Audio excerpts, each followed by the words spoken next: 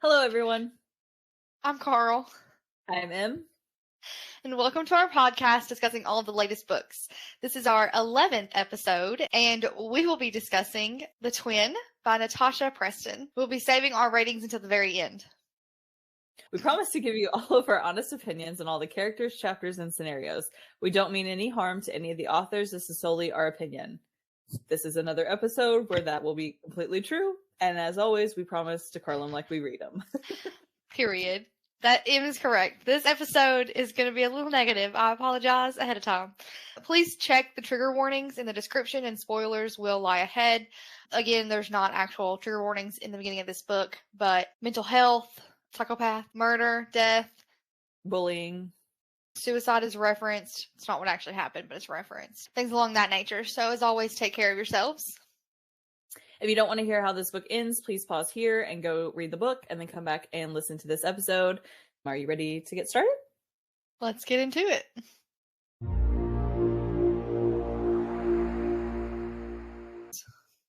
So I'm going to read the little excerpt from the back, a little summary to jog your memories about what we're talking about today. So it says, Ivy and Iris haven't lived together for years. When their mother and father divorced, each parent got custody of one twin. But after a tragic accident takes their mom's life, the devastated sisters are reunited, and Iris moves in with Ivy and their dad. Iris takes their mom's death especially hard. She barely talks, spending hours alone in her room. Ivy can't stand to see Iris. It's so sad. She promised Iris that she can share her life now. After all, they're sisters, twins. It's a promise that Iris takes seriously, and before long, Ivy's friends, her teachers, and even her boyfriend fall under Iris's spell. Soon, Ivy begins to think there's something wrong with her twin. It's almost like Iris is out to get her. Ivy tells herself she's being paranoid. It's not like she's in any danger from her twin. The Twin is an unput-downable read that will keep you on the edge of your seat until the very end. And not to be disrespectful, but I do not agree. Honestly, the description is not actually really what happens in the book either. Like, Ivy does not promise to share her life. Iris is not sad about mom's death. There's several things in there that are a little misleading, but as a general concept, that's what we're about to talk about.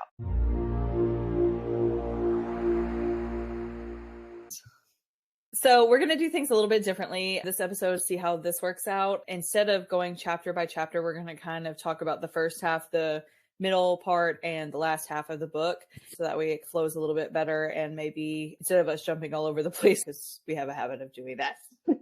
So as the summary stated, we follow the life of Ivy and Iris. The book is in the perspective of Ivy, and it starts off with their mom has passed, which she was jogging and falls off a bridge is kind of the summary of it, which honestly seems suspicious in the beginning, but Agreed. It was pretty obviously, I mean, how in the world do you fall off a bridge while you're jogging? But especially because she was a frequent jogger and that was like her regular path. It wasn't like she went somewhere different that day and didn't know that there was this ledge that she could fall down. It was a regular thing for her. So that made it weird for me too. I was like, something is fishy about that.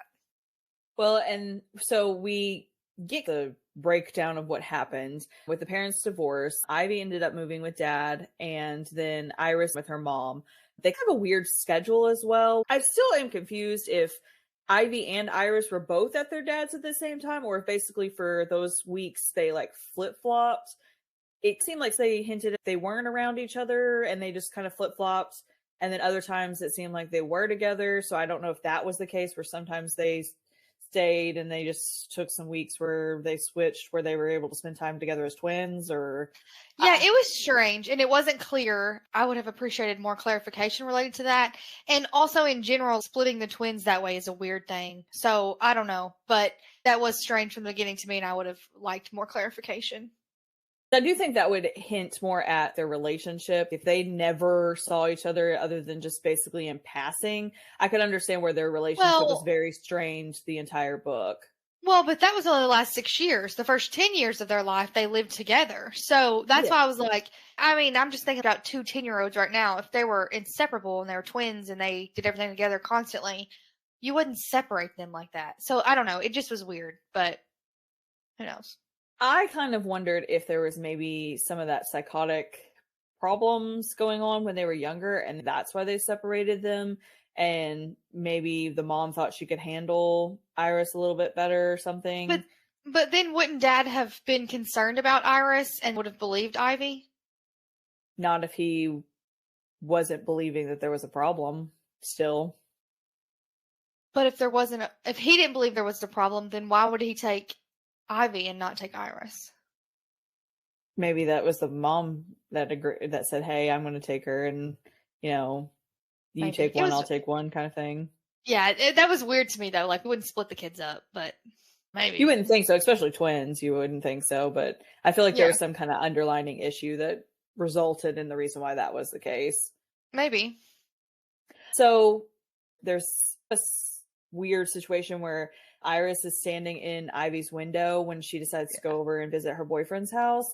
And I don't really know what the purpose of that was, other than her just being weird right off the bat. It didn't really add anything extra to the story at all, and it really wasn't ever referenced again other than her discussing it with her boyfriend. So I guess it was just one of those things to add to fill some space.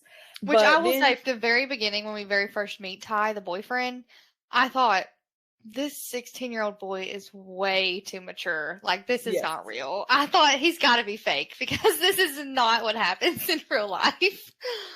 Well, and the conversations whenever she gets to his house is just very mature. So after Ivy leaves Ty's house, after talking with him, Iris decides to talk to Ivy to see how she's doing, get to know what's going on in her head, which of course Iris is not interested. Well, yeah, Iris. I get them too confused. They're too close to names.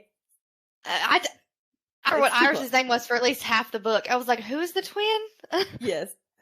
So Iris, so she doesn't want to talk about it. She's fine. She's moving on, which kind of red flags a little bit. I understand everybody grieves a little differently, but I think that the way that she was grieving was a very unhealthy way. And I do believe that the father should have forced her to go to counseling, even if she says she didn't need it. I do believe that if the counselor may have seen her in her early stages of grief, there probably would have been some more red flags that would have been picked up on sooner, just because she was so emotionalist with it. Usually even psychiatric problem, most of the scenarios you read about, they at least fake cried or acted like they were crying or acted upset, but she didn't have any of those. It was just more, I'm good, I'm fine, let's go, let's move on.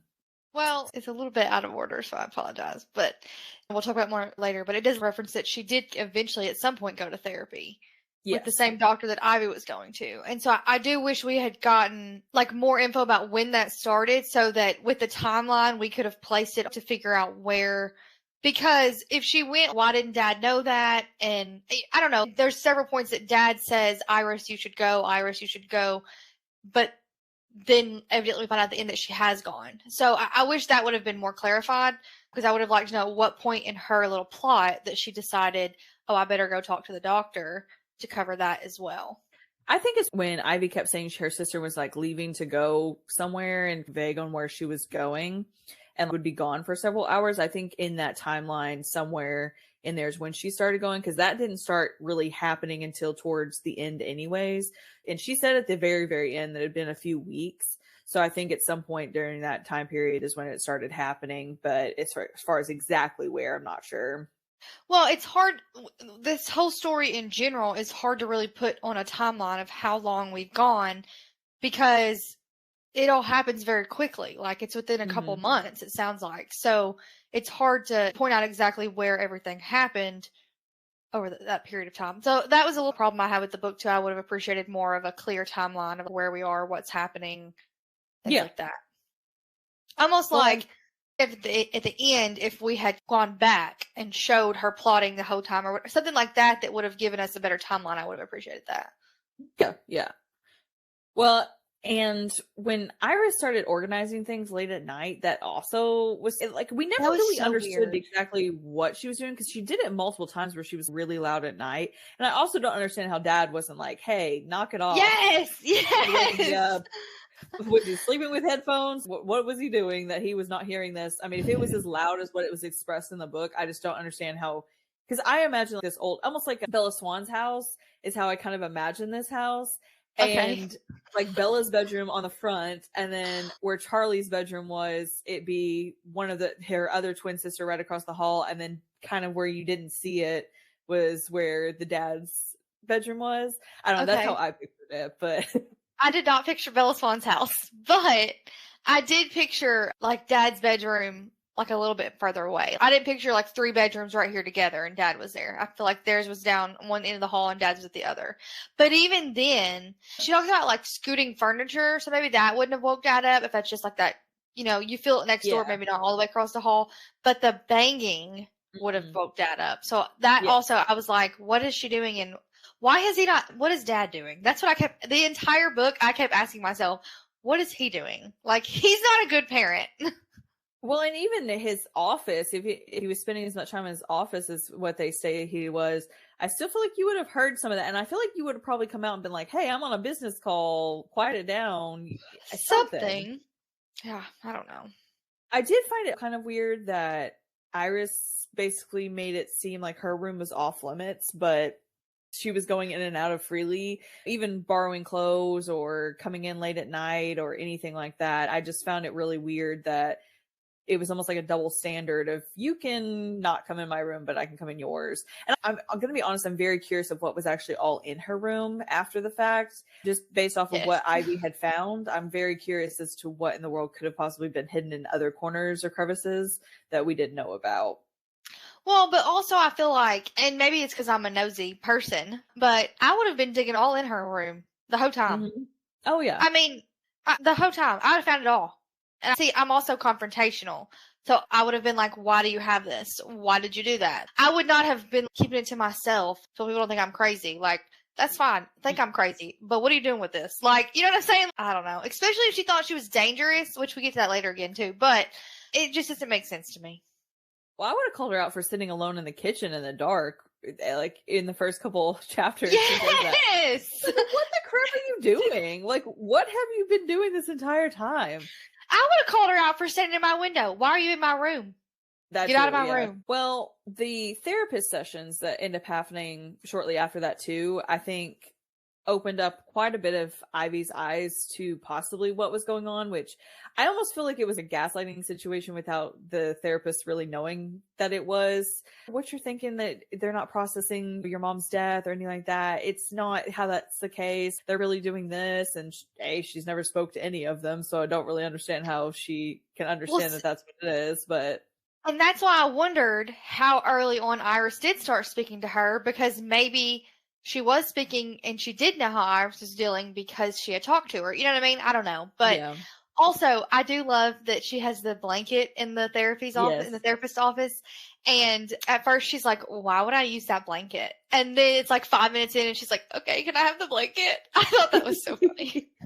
Relatable. I mean, blankets are really comforting. I have like 20,000 of them, so understandable. Oh my gosh, if I've had a bad day, the first thing I do is come home, I get in my PJ, get in comfortable clothes, and I grab my comfiest blanket and I wrap up in it, and I'm like, okay, mine's I'm better. Heated. Always heated like that. I did find it curious though, the therapist and Ivy come to a conclusion that Iris has no normal real friends, that she's constantly putting on a show, which to me, if you take out the psychotic part of it, I think it's kind of sad in a way that somebody is just so fake all the time that they just can't ever connect to somebody.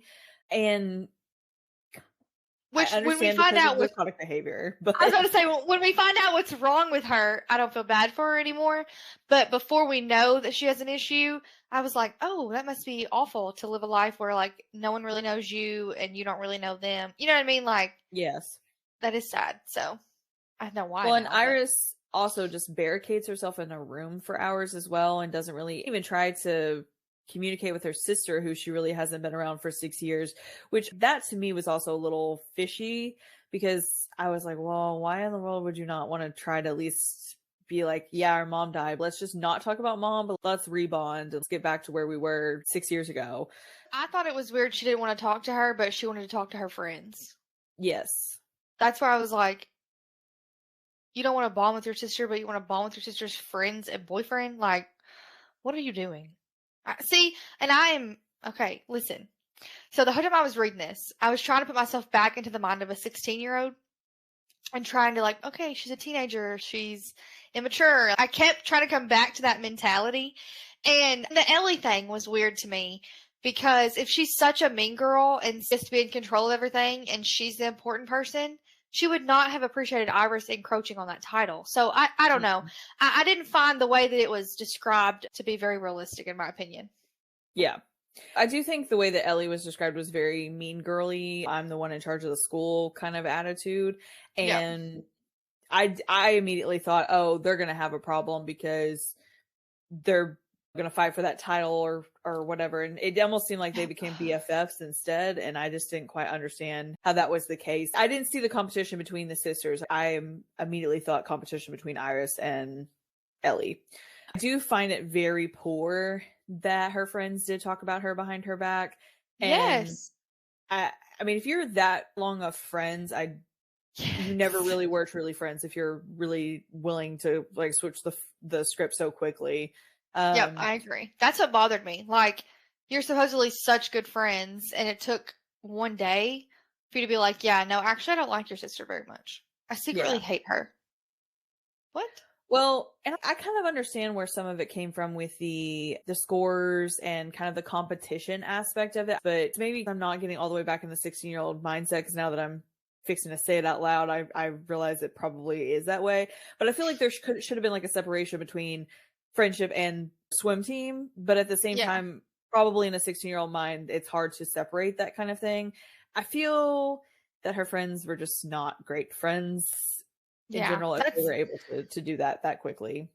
I agree. That's what I kept coming back to also. And then I was like, if she thinks they are such good friends, it was this easy to disrupt that relationship, then what does it really matter anyways? But that's also like a more mature point of view. It's easy to say that from the outside looking in rather than being the person that the relationship is being destroyed in front of. But also I found it weird that there even was such a competition over the swim team, considering like it said they're not trying to go to college on that. They don't need a scholarship. And I get like you still want to be the best, but she's legit trying to get into college using a swim scholarship, and they're just swimming for fun. So that didn't really make a whole lot of sense to me. Well, we do, after they all hang out and everything, get where Ivy goes to school. She decides after hanging out with her friends, she's ready for school, which I still feel like was really quickly for both of them to return to school after your mother passed. But I do understand that sometimes in grief, you have to have distraction rather than living in that grief, because you can go into that deep depression by living in it. But when she goes and gets her class schedule, Iris has a panic attack. I'm going to put that in quotations because I think it was all just an act. Honestly, I feel like it was almost like she cried more tears that she didn't have classes with Ivy than she did over her mom dying. So yes, she did. It was super weird, but they believed it. I was like, y'all falling for this? Mm-hmm. Well, and also I would have, if I was again, because Ivy wasn't confrontational, I would have said, no, do not switch her schedule to match mine. I don't want that.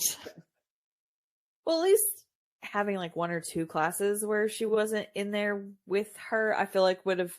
I mean, I'm sorry, but I do believe in individuality, and I do feel like if you're constantly around that person that basically is you cloned, it's nearly impossible to have that individuality. So I do think it's healthy to have at least some kind of separation, but I can also understand where a narcissist or someone that's so manipulative can twist that to where it's seen as that's the problem and not what actually is. Yeah, I think that's what it ended up being. The whole idea is that Ivy struggled with sharing her life with Iris, when in reality, she wanted to be welcoming, but Iris just continued to overstep. I do think at this point, for example, the class schedule, I think if Ivy had spoken up each time things were happening, I think it might have been different. Yes. So I would have said, do not put her in all the same. I do understand though where she was coming from by not speaking up, because I would also have that thought probably that, oh, they're just thinking I don't want her here. Oh, they're just thinking I don't want anything to do with her. Well, maybe I don't. That's not their business. But it didn't seem like that was kind of the vibe that everybody else was going for. So she didn't want to be the one that like segregated her sister away from everything, I guess. I don't know. I would. I don't care. I did find it very rude, though, that her sister asked her why in the world the quarterback would fall for her. That was rude. I was like, when she said that, I was like, you did not just say that to your sister. what is that? But I feel like even on a swim team, I feel like in school that was one of the popular people. So I don't feel like that was really That far-fetched. So what does it matter? It doesn't make any sense. I do find it kind of funny that when they all go to lunch, that Iris decides to invite Ellie over to the table whenever Ivy's kind of already expressed that they had problems. See? Instantly, as soon as that, Stop encroaching on my territory. yeah, I did feel like that was too much of trying to join your life that you wanted versus my life I was living together. When when she said, "Can Ellie sit here?" I said no. Yes. At 16, I would have said no for sure. Mm-hmm. I'm nicer now than I was at 16. I interpreted it as Ellie being Ivy's bully, basically. Yes. So why would you invite your sister's bully to her table? And why would your friends also be okay with that too? They obviously more than likely know the situation that happened. So why are they perfectly fine with that happening? Yep, I agree. It also bothered me whenever Iris pointed out to Ivy that she didn't know details about football just because she was dating the quarterback. You don't have to know every detail about everything that your boyfriend likes for you guys to get along and you guys to be okay with people. And not only that, but it didn't really seem like Iris ever got to know any of her friends either that we later find out. And nor has she tried to get to know her sister. So who are you to speak on whether or not you should be doing that or not? That is the question the entire time. Who are you to speak on anything that I do or say? That's what I would ask her every day. Who are you? Who are you talking to? Why do I care what you have to say? It's ridiculous. So in chapter 14 actually is whenever Ellie and Iris secretly meeting starts happening. And that's kind of where I'm suspecting possibly wherein the therapist sessions may have possibly started. Because it didn't really seem like whenever Ellie and Iris got back together, like in a school function, that their relationship had evolved any more in detail. Now, her friends, Ivy's friends, yes. But Iris and Ellie didn't really seem like it was evolving to like BFF status the way them hanging out that much would have probably evolved, I guess is the word I'm looking for. What do you think? Okay. So for me, I just thought maybe that was the type of relationship they had. Like, because I thought it was more of like, keep your friends close, but your enemies closer. Like, I thought they became friends because Iris wanted to replace Ellie, and so Ellie thought, I'll be friends with her to pacify her and stay one step ahead, kind of thing. I don't know, but I would really like to know a surface level friendship. Yes, and so maybe that's why, even if they did hang out, like maybe that's why it really didn't evolve, because neither one of them really had the capacity for it. But I really would like to know when the therapy sessions with Iris started, especially because in relation to Ivy's therapy sessions, and so to see whether or not the doctor had both point of views when talking to Ivy, or if she only had one, like, I don't know. I would just like to be able to place that better, to better understand how she didn't see something in Iris that Ivy was talking about and that it resonated. And I'm sure Iris is a great actor. That's the whole point of it. But at the same time, if anybody was, and Ivy was so sure that the doctor believed her, that I guess I just don't understand where that changed or where that was misled or what happened. So I would have liked a better clarification on that for sure. I'm going to be honest, I do wish we got a little bit more of a dual perspective, one from Ivy, one from Iris. That would have been awesome. Because I am curious about what her friends and her talked about whenever they were alone to get them to flip the switch to the therapy sessions, even conversations with Dad. Even I do feel like I was a little curious about what was going on the other side. And even after the ending, there was still a lot of questions of, well, how in the world, especially because in the next couple chapters, we talk about how we end up finding out that Haley was the one that was banging in the locker room. How in the world did you get somebody to do that to their own friend where she terrifies her to living death? Like, how do you convince somebody to do that? No matter if jealousy is involved, I just don't feel like if they were honestly, truly your friend, what in the world could you have said to them to make them switch that so bad, so quick? Well, and even convincing Ellie to pick up the mouse, I was like, Mhm. why? Ellie is supposedly some mean girl who does what she wants and doesn't listen to anybody. Why would she listen to Iris? Why would she Yes. care about Iris? Like, it just didn't make sense to me. So I feel like if I could have seen the other side of the story, maybe it would have made more sense. And even if we did Ivy's story and then at the end did like the moments back in Iris's point of view or something similar to that, even that way I would have been happier. And I'll talk about it more at the end, but it just didn't make a whole lot of sense to me, to be honest. The whole I time I agree. was confused. I And agree. not like a fun confused. Sometimes you read a book and you're like, man, I really don't know what's happening. But like, that's the point. We'll talk about that in our next book, Never Lie. You're like, what are we talking about? What is happening here? I feel like I know the answer. And then at the end, you don't know the answer. Mhm. This book was not that way. I texted Emily at one point and I was like, does she actually have a twin or is Iris just in her head? And I wish Iris had actually just been in her head because the story would have been better that way. Mhm. Yeah. I didn't like this story, by the way, in case you haven't been able to tell that yet. Trying not to be super negative because it's just my opinion. I don't know if I read it at 16 if it'd be different, but there were so many plot holes. I feel like we were missing so much information.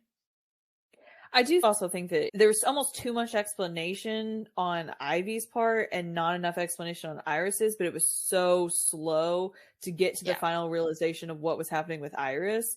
It was very slow rolling. So my biggest thing is the last 1/4 of the book was probably the best part of the book. Yeah. And it was just so much detail that didn't need to be there. And I get why Natasha thought that it needed to be there to build up that. And I do think it's a YA mystery that maybe makes more sense if you're not our age, but it just, to me, it was very hard to get into the mindset of all of that stuff, especially when it's been 10 years since I've been in high school. So it's really hard to like get back into that mindset. Can't believe that's been 10 years, but I was about to say, oh my gosh, 10 years ago I was 14, so it really was almost been 10 years for me too. But I think also, and I will add this, like, I think YA is for anyone who wants to read YA. I love reading young adult. I eat it up. I'm like, that doesn't necessarily bother me usually. However, in this instance, it really did. Like, and I don't know if that's the way it was written, if it was the way, the mindset I was reading it in, I couldn't tell you. But I really struggled with this book. And I told Emily multiple times. I was like, how much longer until it picks up? Maybe that's because I don't like high school drama either. Like, that was the entire plot of the book was high school drama. And maybe that's just not for me anymore. I don't know, but I really struggled. I agree.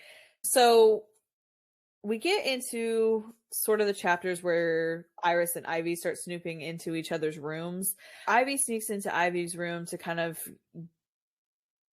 uncover some things, but then Iris starts snooping into Ivy's room while she's sleeping, which That was honestly, I would have punched her in her face. I'm a heavy sleeper, but I feel like I would sense somebody watching me in my sleep. I don't know, but super fishy, super weird. Don't like The that. scene where she is not asleep, she is awake. She feels her creeping, and she doesn't say anything. I would have punched her in her. I'd be like, "What are you doing? Get out of my room!" Yeah, I would have said, "Dad, I need to lock. I can't do this." Yeah, super fishy. Ain't no way. I guess I watch too many scary movies because the moment someone is standing over my bed, my fight or flight is set off. Yeah, so the grandparents have come to her, I believe it's her mother's parents come to visit, and I do really feel bad kind of for Ivy because I feel like she was trying to be like, hey, like, let me dig some more information to figure out what's going on, to kind of get to the point where she felt like she had somebody on her side, because it doesn't really up to this point feel like anybody's really listening to her say, hey, there's something fishy going on with my sister, which No, Nan nobody does cares. end up saying that her mom had some issues going on with her sister, that there was some issues happening. So it was, Did Nan not tell Dad? it doesn't sound like it. You know what I'm saying? Why would you not tell him that? You just brought a psycho in your house. Well, she doesn't really go into details what issues she was having, though. She just kind of leaves it vague of, yeah, your mom was having issues. But Mom had the book. Sorry, that's skipping a little bit ahead. So my thought is like, did Mom talk to her mom about the issues and about the book and, those sorts of things? Yeah. Or was it more of just like a teenager rebellion issues? I guess I would have wanted more clarification on that. Yeah. So we get to the dead mouse in the locker.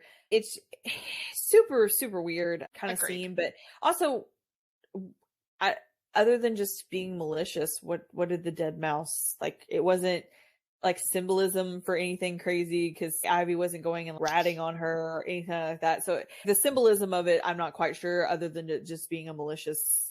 Yeah, I don't know. I think she even says at that point that she thought it might have been Ellie.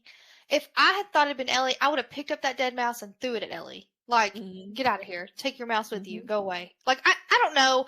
I guess, and maybe because I am confrontational, I don't know. But there were several times I felt like if you would just say something, like maybe this all would have turned out differently. We also get the scene where she was left alone at the school, which honestly, I don't know how your teacher would just abandon you at the school and not make sure that everybody's gone. But she gets a little paranoid going home, and she's going through these woods by her house, which What was that? That was weird too, because it felt like we jumped from one type of book to another book for like a chapter. I don't know. And I still don't know who was following her, because I don't think she ever says at the end who. I guess it's Iris. But it was a weird scene. It did not fit the theme of the book to me. I get what she was trying to do, but I just don't feel like it was executed. It almost felt like, I don't know why I'm referencing Twilight so much in this, but I just imagine it, the scenes where she's out in the woods, like trying to find Edward and all that. Like, I just felt like it was like a New Moon situation out in the middle of the woods. And the wolf finds her. Yeah. Yes. It was weird. It didn't fit the theme. It didn't fit anything. It didn't add anything other than some paranoia.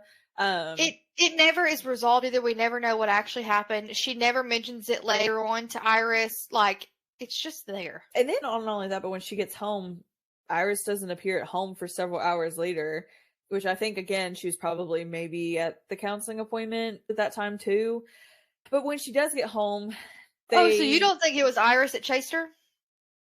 I think she did, and then I think after Ivy got home, she decided to go to counseling.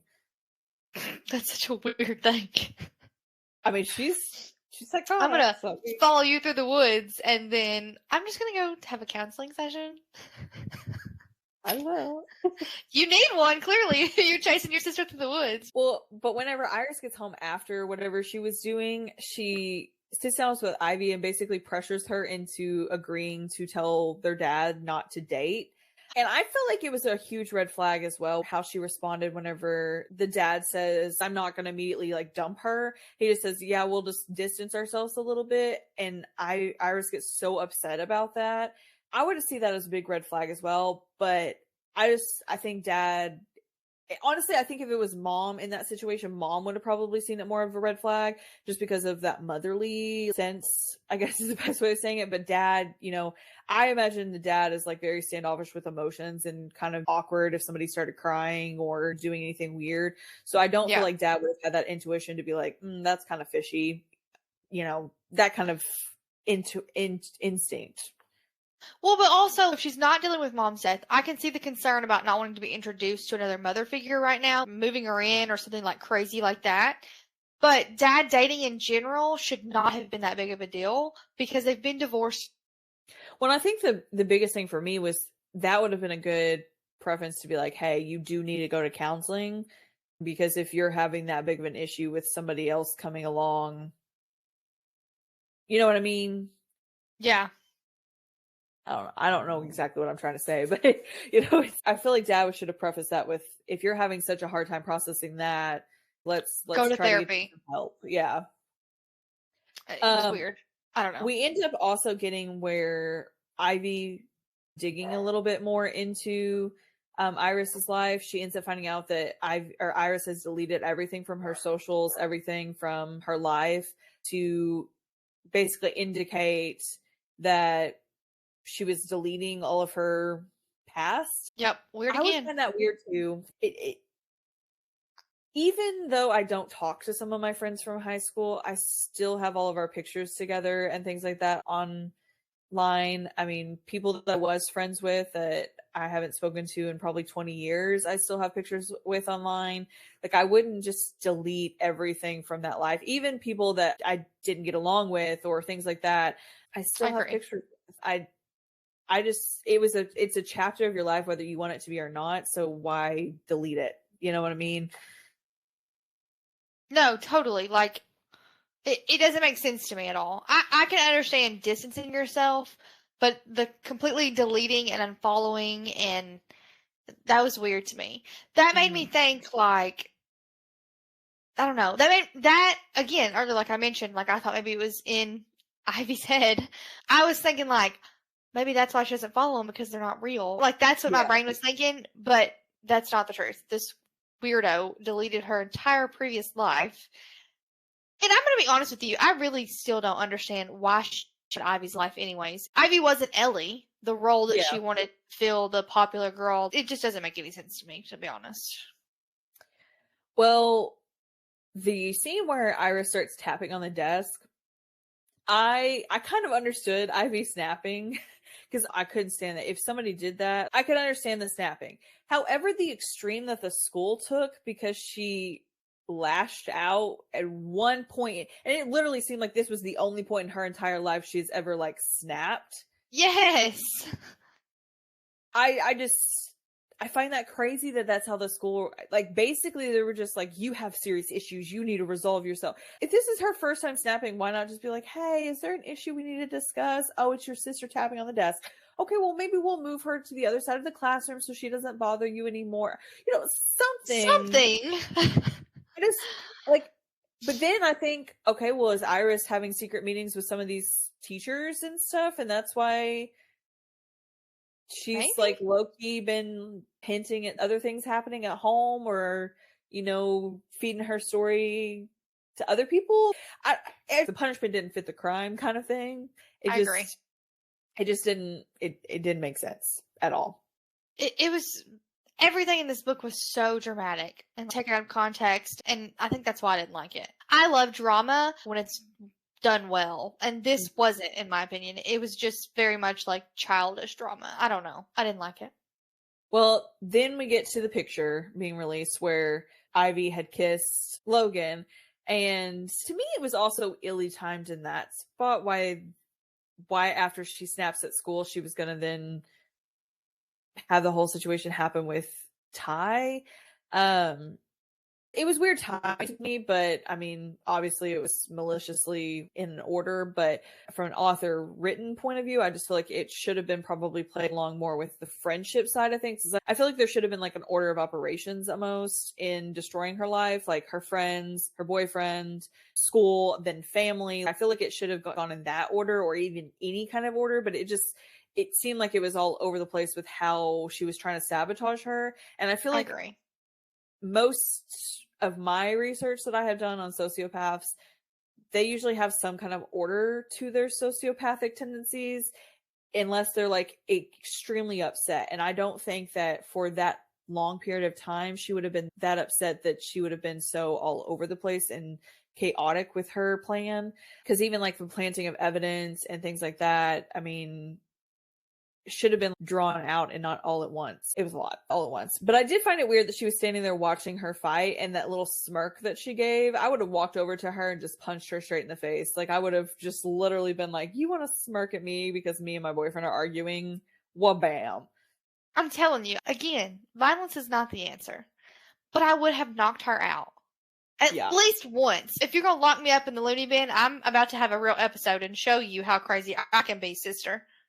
Yeah. Like, what the heck? I do find it bad though that Ivy never did tell Ty, because she was with him, so I do feel like that should have been said at some point. So I do feel like that was a fault on her part, and it was a matter of time before it came out anyways. I'm a big believer in everything always comes out in the end. So I just don't understand how that wasn't the case, but I do think that it was very, very fishy and not timed right in the plan for sure. I agree. Um I do think there could have been better planning. Well, and I do think Iris did try to manipulate Ivy as well a little bit, especially at her hints that Haley and Sophie were talking about you at the party that you left. You know, everybody was talking about you. I feel like she was trying to manipulate her a little bit more into that paranoia, which I don't know if it worked really, because I just feel like she was already at that level of paranoia already. I don't feel like it added anything extra to the paranoia to take it a step up. I think she was already there. But I do think it was more so to isolate Haley and Sophie from her than it was anything else. And honestly, the way that Haley and Sophie responded to it as well was just kind of poor. I don't feel Agree. like they were really good friends by the way they responded. I feel like it was very wrong. And not only that, but that's the scene where Haley ends up in the locker room scaring Ivy. And I don't like that, just did not, again. Was it Haley or was it Sophie? I thought it was Sophie. I thought it was Haley. I don't remember. It was one of them. Nope, I take that back. It was Sophie. I just don't feel like that's it. Like them being so upset about her cheating on Ty. Girl, listen, I don't know about y'all, but my best friend at 16 would have been like, girl, you did you. He'll be all right. If he don't, oh, well, you find a new man. Like, we would not have been that stressed about that. And that's so wrong. Again, it's almost like a level of maturity that did not exist when you're 16. I could honestly understand that kind of reaction if they were really close with Ty as well as her, but it didn't seem like that was implied that they had that kind of relationship, so it didn't match for me how it was interpreted, I guess. I agree. That would have helped. That would have made it make more sense if they had a relationship with Ty like that and cared about him and that sort of friendship level, but they didn't, from according to the book, so it didn't make any sense to me. I also found it very weird, the situation when she found the burner phone in the room. I don't understand why she just didn't take it to Dad right away and be like, hey, she sent this picture of me kissing somebody else and like this is what's going on in my life. I would have immediately done that. I would have been so angry. Honestly, that would have been my first thought, to go and do that, because like my anger was going to override everything else, and that was going to be the response. Again, I would have beat her up. I would have exposed her. I would have told Dad. I would have told my friends. Yeah, at least confronted her about it and been like, I found your burner phone. Why would you do that to me? Like, something. Well, and not only that, but then whenever she gets home and she finds Ty and Ivy kissing on her bed, and that whole sex scenes, Iris blew it out of proportion. Yes, but also I have a question. I forgot to bring this up. You were talking about the house party where Ty and her get a little spat, and she goes home and Ty stays. Uh-huh. I was convinced, especially with the way that she reacted when she caught them kissing on the bed, I was convinced that Ty and Iris had like kissed or something at that party, and that was going to come out. Yeah, I could see. I expected that to be the case at some point, just because of her wanting to take over her life. I kind of expected that to be the case. And well, because then after that, she notices that Ty is sort of like avoiding Iris. Standoffish, yeah. Yeah, and so I thought, oh, they kissed or something at that party. Or she tried to do something like that, and then he was just like, whoa, like. But if we're supposed to be honest with each other, why wouldn't he tell Ivy that? Because there's always a double standard with men. Well, that's true. But he's so mature. So, Haley. But yeah, that scene where she catches him. Sorry, because I interrupted talking about that. That scene where she catches them kissing and she makes it this big thing about, you pregnant? When knowing Dad's walking in. I would have beat her up then too. Well, and I do kind of get where Dad's reaction came from, but I do think it was. Yeah. I can see Dad overreacting about that because he's a dad. But I just feel like if Ivy's telling you that there's nothing happening, I would have called up Ty and been like, hey, dude, what's going on? Because, I mean, it seems like Ty was like a friend of hers, like around her or something before they got together. So, like, I feel like Dad probably knew of Ty, knew how well of a kid he was and stuff like that. So why not just call up Ty and be like, hey, what really happened? Get both of their sides of the story before. I don't think they were friends before they started dating. I feel like they were for like a couple months at least or something. Or like Dad knew about Ty, or like I'm not saying it was ever said inside of the book, but I feel like there would have been like some kind of prior knowledge of this kid basically that Dad had. Well, so here's my thing. Why was Dad so trusting in the first place of two 16-year-olds to be in the house alone?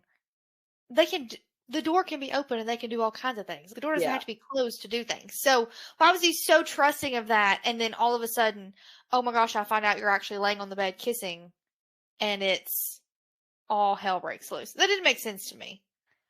I did applaud Dad and Ivy for having that conversation after the fact, after the therapist recommends that. I do applaud that. I do think that was a mature thing to do, to have that conversation. But I do think Dad's rules and regulations were a little strict when she's just like, hey, Dad, I'm not going to do that.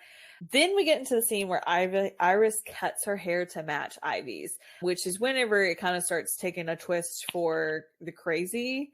I don't like her. No. But it and really I would have told her I don't like her. It really starts to go downhill from there after that, where like her friends are kind of like avoiding her in the hallways.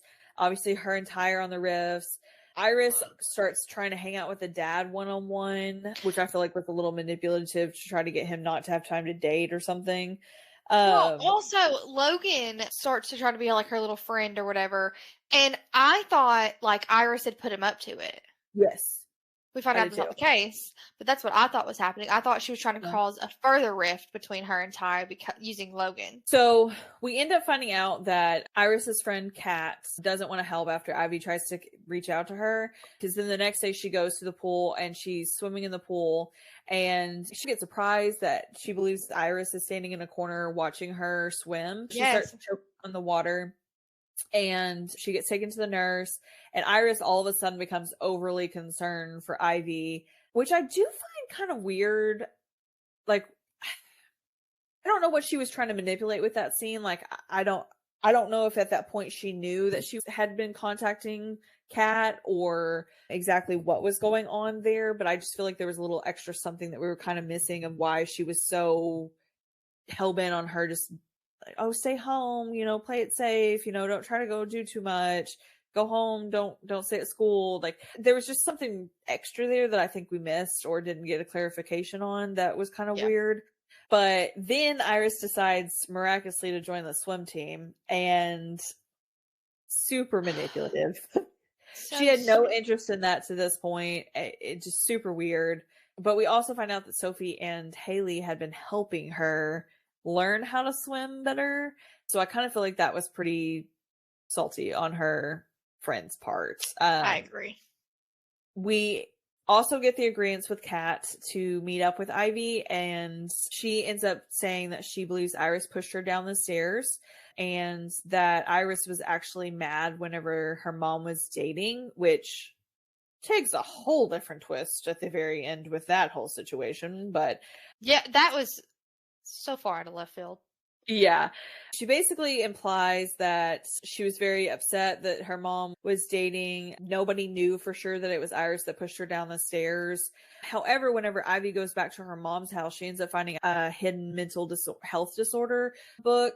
And I'm curious as to what the mother had seen that caused her to get that book. Because I don't know if it was after Kat got pushed or if it was some other point in time. I just find it super weird that she got that book and we don't really know exactly what happened to cause her to get that book, because I feel like there would have been other cases that she probably would have been like, there's something wrong with this girl. But yeah, something.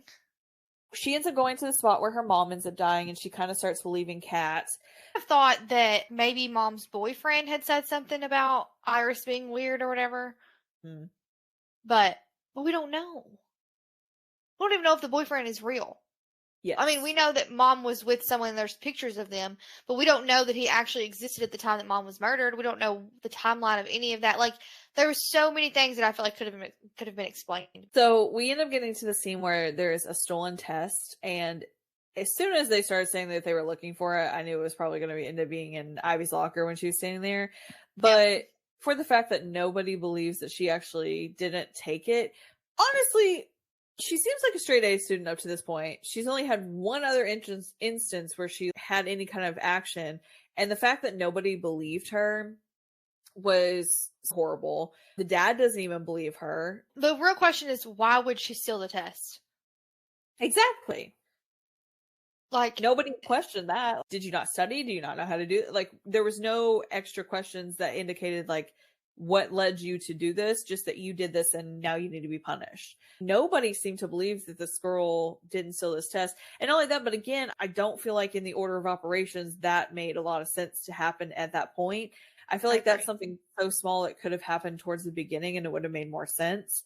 But the dad ends up working some magic and she's allowed to come back to school, but she's not allowed to participate in swim team. Logan just continues to encourage Ivy to go ahead and still show up for the team so that way they know that they still have her support. But again, Iris is on the swim team now. So of course, I'm sure she's using that time to manipulate them even further. And I really started hating Haley even a lot more because she starts telling Ivy she needs to take accountability for her actions. She needs to take responsibility for stealing the test, that she needs to stop blaming other people. They're not good friends. Logan believes her, which I think he was in love with her, but I also think he may have overheard Ellie and Iris if they were all hanging out, and he may have overheard some of their plan. So he may have kind of knew what was going on. We never find out though who actually stole the test and put it in her locker. I guess it was just Iris. But Iris had like everybody else doing her dirty work. So I wonder if that one was Iris or if she had somebody else do it. I kind of have expected where there was like a scene where they go back and look at the cameras, and because she cut her hair, she was dressed like Ivy that day, and she walks in there and steals the test, and it like sealed her deal. Yeah. We also find out the cat is dead. So crazy. Supposedly from taking a selfie on the ledge. If I die and they put that as the headline of how I died, I'm coming back to haunt. I'm coming back to haunt everyone. But yes, fishy also, but I'm coming back to haunt everyone. So she then decides to tell Ty after she finds out Kat is dead what all she suspects.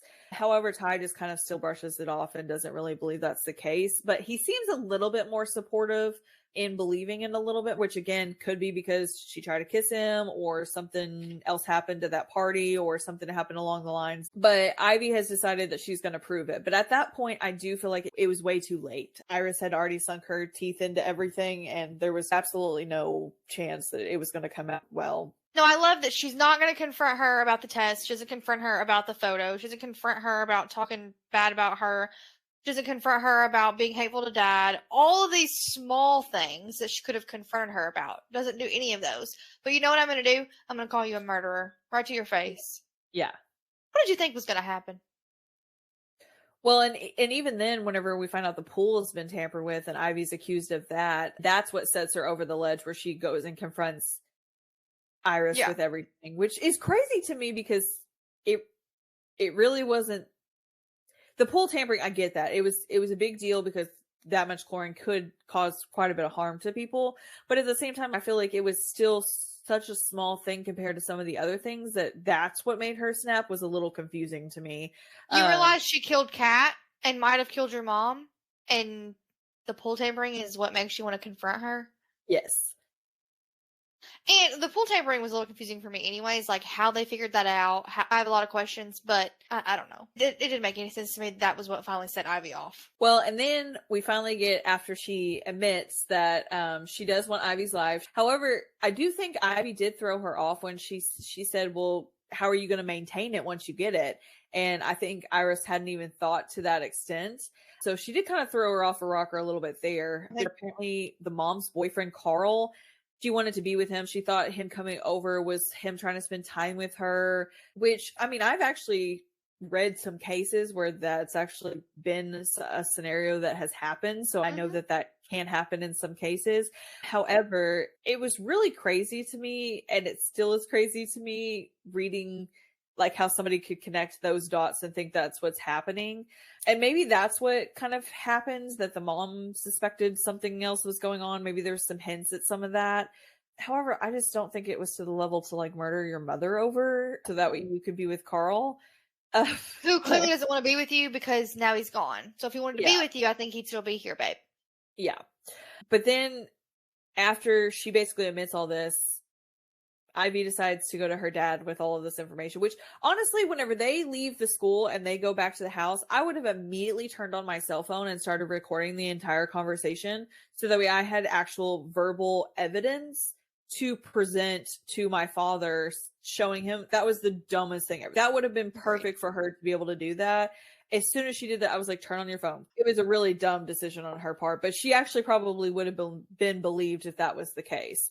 But then Dad decides to lock up Ivy just because he doesn't believe her, which it's sad that many people could have been turned, but knowing and studying some psychopaths in the past, that makes sense how that was able to happen. So then Iris ends up admitting is that Sophie was the one in the locker room.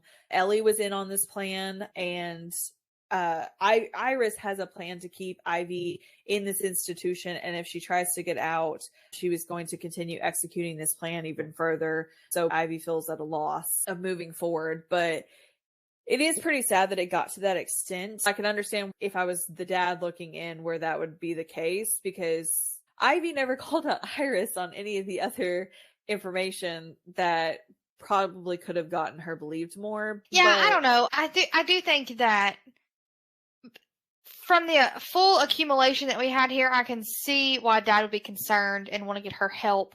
And that's what he sees it as, of course, is getting her help. He's not thinking like he's locking her up forever and that she's never going to have her own life. He's thinking, I'm getting her help. She'll be better. She'll get out. I will say, though, I really thought the doc was going to come in. And again, I was hoping it was secretly in her head the whole time and not actually a twin that's just psychotic.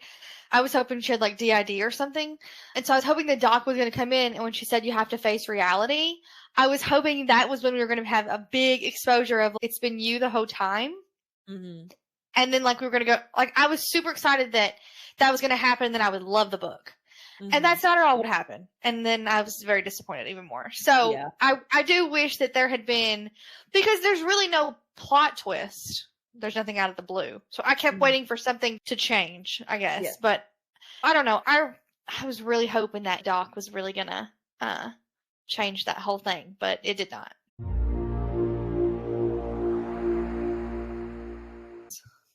So what's your final thoughts and rating? Okay, so I'm going to be honest. I did not enjoy the book. I would not read it again. I would probably not recommend it to anybody over the age of 16 without at least a warning that it is very immature.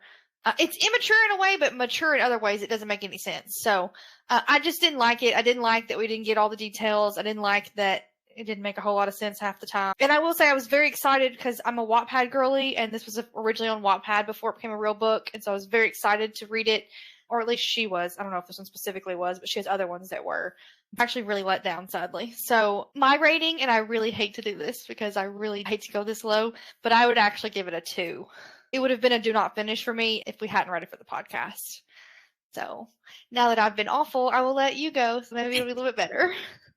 So I actually would give it a 3, just because I do think besides the immaturity, that's kind of where I went down with my rating a little bit, but then I went back up with the ending picked up for me and kind of resolved some of the questions I had. So I mean, it's a decent book. I wouldn't probably been like, oh my God, this is my favorite book ever. Carly really thought that I was saying that whenever I said, let's read it, but I did. I was trying not to be negative. And so I sent Emily a text and I was like, you really like this book? And Emily was like, no, it's just okay. And I was like, oh, thank God, because this is awful and I don't want to read it. It didn't keep me on the edge of the seat. It was just one of those quick little books that I think would be a good filler book if you're just bored and you want something to read that you don't have to think about too much. There were so many questions. There wasn't really anything out of the ordinary that I would be like, oh God, I did not see that coming. It could have been better in a lot of ways. I do think if we did like some kind of DID or imaginary friend or something like that, I do think it would have added a little bit more to it. I probably would have at that point probably maybe given a 3.5 depending on how it was written, maybe even a 4 if it was written even better. But if it had been DID, I would have given it much higher than a 2 for sure. Yeah, I just think that it was missing something. It didn't really complete anything. There wasn't really anything surprising. There wasn't anything that was out of the crazy box. And honestly, the dual perspective thing, even if we had that, I probably would have given at least a 0.5 star rating more, just because it would have been interesting to see the other side of Iris was processing and going through and what was happening on her side of twisting the narrative. Even if it was written all in Iris's point of view, it probably would have even been better. I agree. I don't know of a book that was actually written in like the entire time we knew the person was psychotic. I haven't read one like that, nor have I Well, heard of one like that, but it would have yeah, been interesting well, perspective. Well, and I was going to say too, like we just read The Perfect Marriage, and it's a dual perspective, and we get Sarah's perspective, and it was written to where you still can't tell that Sarah's the one that did it until the end. So Yeah. even if it had been written like that, that would have been better and allowed us to at least question whether or not what Ivy was perceiving, whether or not that was accurate or not. Getting Yeah. just Ivy's point of view and the things that were happening, it's pretty obvious that it was happening, that Iris was doing it. Or, like I said, if it was DID and two personalities, like she's the twin, then we could have had her actually being Iris doing it, and then Ivy realizing at the end it's been her herself the entire time. She like made herself an evil twin, kind of thing. You know what I mean? Yeah. So that would have been a good little twist to at least round it out to have some sort of twist. And I do think in all thrillers you should have a twist. I think that otherwise you're just reading like this tragic story, and it's not really a thriller because it's just sad. I don't know. What she intended the twist to be was the revelation that everything that Ivy was thinking was true, but really even then it's not a twist. It was just kind of confirming everybody's thoughts the entire time. So yeah. Well, and I bought several of Natasha's altogether because, again, I'm a Wattpad girly, and I was excited to support Natasha because she's a Wattpad author. But now I don't know that I'll read the other ones. yeah, Which kind of makes me sad. So. Yeah, I've heard that all of hers ends on the same cliffhanger, but even then, I didn't feel like there was much of a cliffhanger in this book.